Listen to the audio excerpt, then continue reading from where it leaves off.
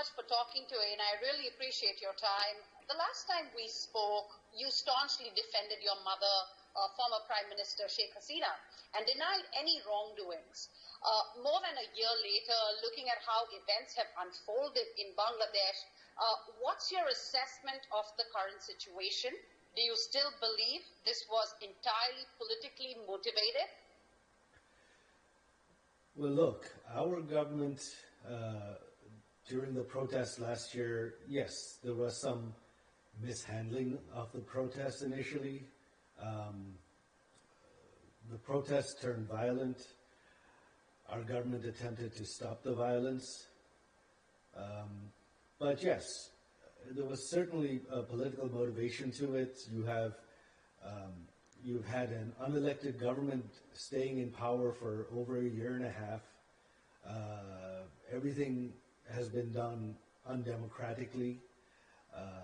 You still have tens of thousands of political prisoners behind bars. We currently have over 100 members of parliament being held as political prisoners with no investigations, no trials. So at this point, it definitely is a political coup, if you will. Now, if we talk about like a Western pressure or a U.S. pressure, do you at any point or your mother ever receive any direct threats from any U.S. official? And if not explicit threats, were there any subtle forms of pressure from Washington in the lead up to the July 2024 events? No, we've not received any threats whatsoever. The only slight issue was the U.S. was the only country that issued a negative statement on our 2024 elections, which our opposition boycotted. Other than that, the elections were regarded as peaceful by everyone. So there was no direct pressure, there were no threats, and we've never received any pressure or threats since. Now, of course, there is a completely new government in the U.S., and the situation is completely different. So are you hopeful that, things might move in another direction with this new administration that took over this January in the United States? Yes, we've seen a very distinct change in outlook. President Trump himself announced at a press conference earlier this year that the previous administration, through USAID, had spent millions of dollars on regime change in Bangladesh. He was referring to the protests last year. So I think the U.S. attitude has definitely changed, and they're certainly more concerned about the threat of terrorism and the rise of Islamism in Bangladesh than the previous administration was. You're suggesting that there is a change from this regime.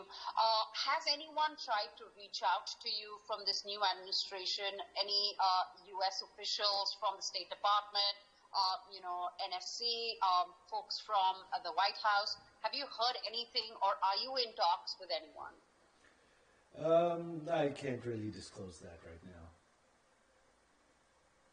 Okay. You've suggested Pakistani ISI involvement in the protest movement.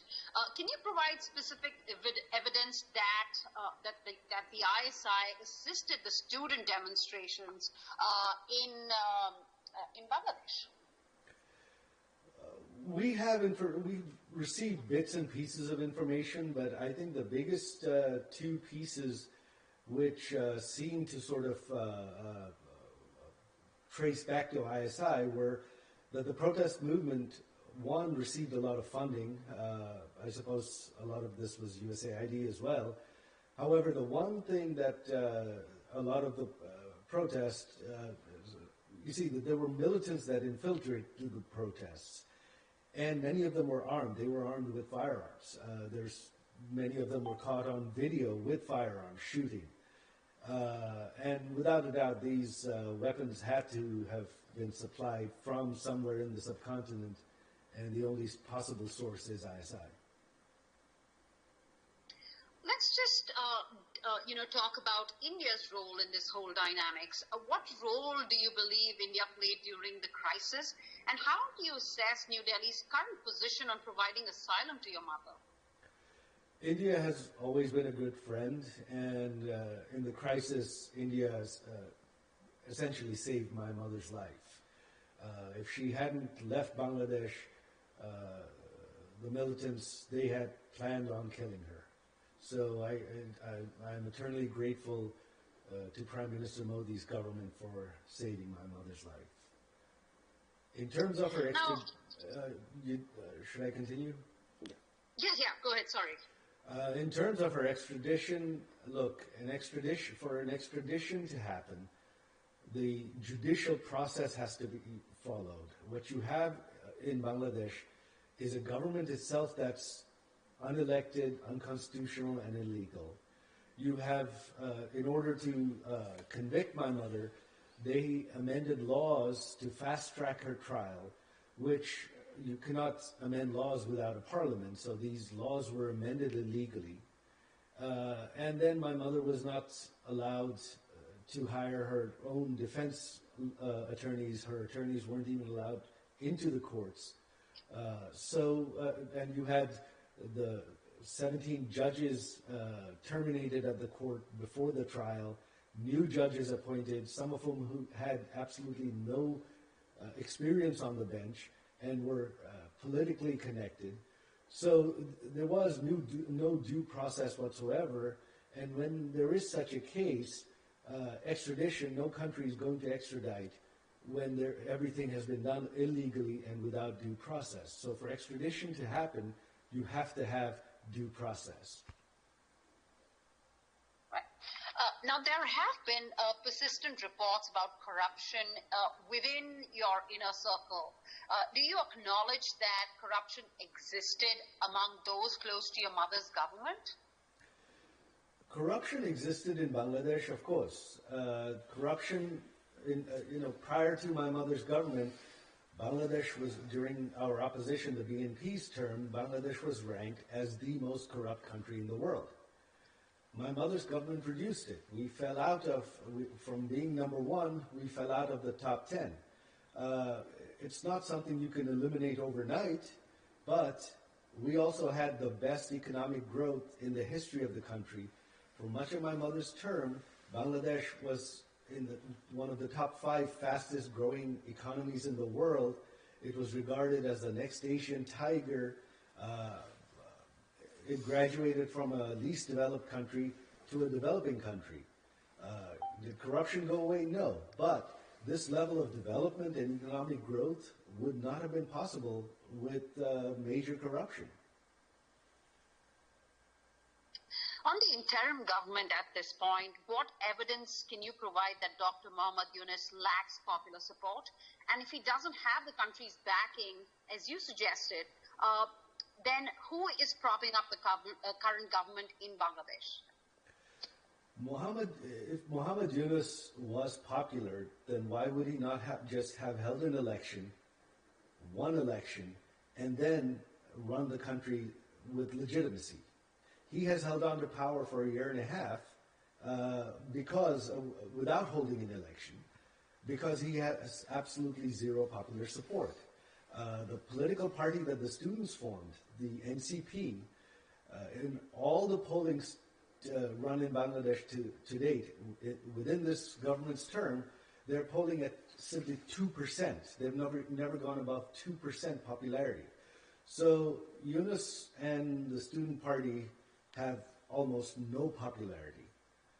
And that is why they've held on to power without an election. Now, talking about the geopolitical timing of this whole play out, how do you explain the timing of these events given Bangladesh's deepening ties with China and expanding participation in the Belt and Road Initiative? What does your mother really make of this?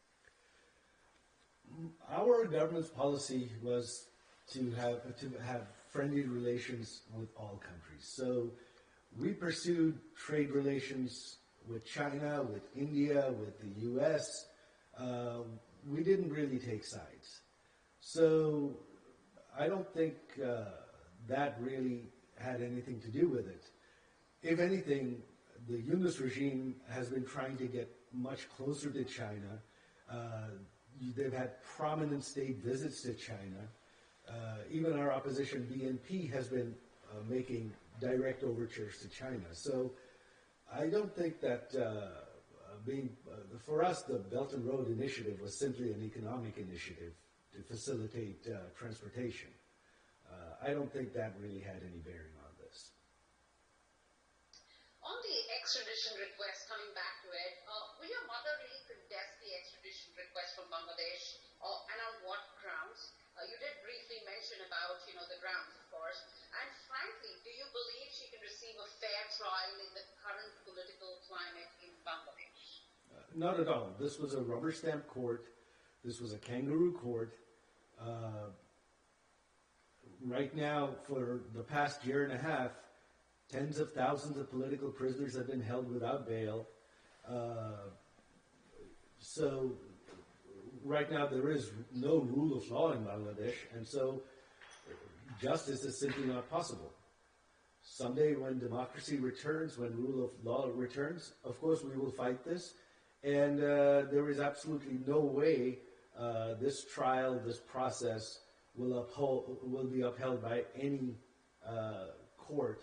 It's simply not possible because it was so blatantly executed. And finally question, what message would you send to Indian authorities, the Prime Minister of India, as they consider how to handle this extradition request? I think they know very well how to handle this extradition request. I don't think the Indian government is going to respond to such an illegal request. I really don't have any opinion on that whatsoever because I have faith in the Indian democracy, in their belief in the rule of law. What should really concern India is that the Yunus regime, you had asked, who is propping them up? It is Jamaat-e-Islam, which are the largest Islamic party. They have released tens of thousands of terrorists that our government had convicted and sentenced to prison. They've released them. You have Lashkar-e-Taliban operating freely now, and they've taken credit and links have been found to their branch in Bangladesh for the recent terror attacks in Delhi. So I think Prime Minister Modi is probably very, very concerned about terrorism from Bangladesh right now. All right. On that note, Sajid, thank you so much for your time. Really appreciate you doing this interview with ANI. Thank you very much for having me.